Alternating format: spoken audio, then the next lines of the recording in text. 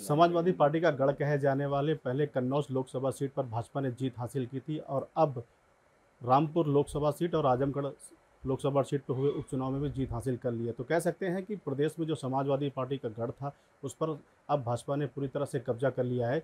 भले ही जीत के बाद भाजपा के खेमे में खुशी की लहर हो, लेकिन विपक्ष जीत को लेकर कई तरह के सवाल उठा रहा है और उन सवालों का जवाब देने के लिए हमारे साथ कन्नौज में भाजपा के सबसे तेज तर्रार सांसद सुब्रत पाठक हैं। सूर्य जी, पहले तो जीत की आपको बधाई, और दूसरा विपक्ष अब आरोप लगा रहा है जीत को लेकर रामपुर सीट पर और उसमें जो उपचुनाव हुए हैं। नहीं, विपक्ष किस प्रकार का आरोप लगा रहा है?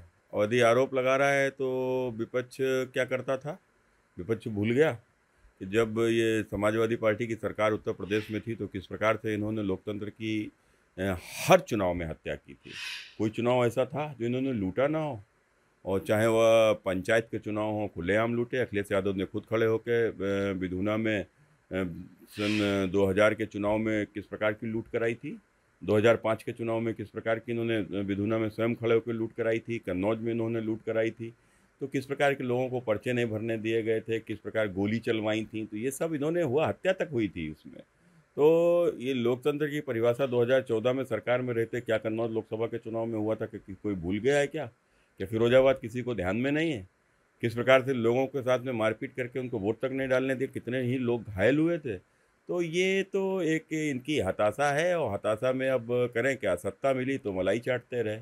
तो जब जनता के लिए काम करने का अवसर था, गरीब की सेवा करने का जो अवसर था, तो उसको चूक गए, तो केवल अपने परिवार का ही भला करते रहे। तो आज परिणाम उसी हिसाब से आया है। लेकिन ये कहते हैं कि मुसलमानों को पीड़ित किया जा रहा है, तो इस बात में कितनी सच्चाई है? नहीं, क्यों मुसलमानों को? कहाँ मुसलमान पीड़ित हो रहा है? उत्तर प्रदेश में समाजवादी पार्टी की सरकार रहते रोज़ दंगा होता था। अपने आंखों से मैंने स्वयं कन्नौज में देखा, न जाने कितने ही मुसलमान यहाँ के ऊपर रोज़ लाइन लगाकर 7 दिन का 8 दिन का आटा खरीद रहे हैं। क्यों? रोजंदारी पर काम करने वाले लोग हैं। और आखिर मुसलमान क्यों भाजपा को हराना चाहेगा? क्यों नाराज़ है? क्या उस पर कोई जुल्म हो रहा है? क्या उसे सरकारी योजना का कोई लाभ नहीं मिल रहा है? क्या उसे दंगों की आग में जलना पड़ रहा है? क्या उसके लिए अतिरिक्त प्रयास अल्पसंख्यक योजनाओं के तहत नहीं हो रहे हैं? तो निश्चित रूप से वो भी एक देश का हिस्सा है। हाँ, लेकिन एक बात है, जो गुंडा है, माफिया है, आतंकवाद को पोषित पल्लवित करता है, तो ऐसा तो चाहे कोई किसी जाति का हो तो कार्रवाई हुई है।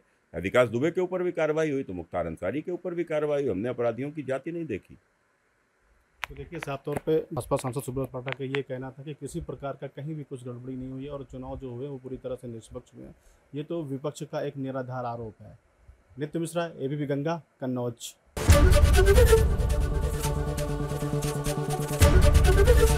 एबीपी गंगा, खबर आपकी, जुबान आपकी।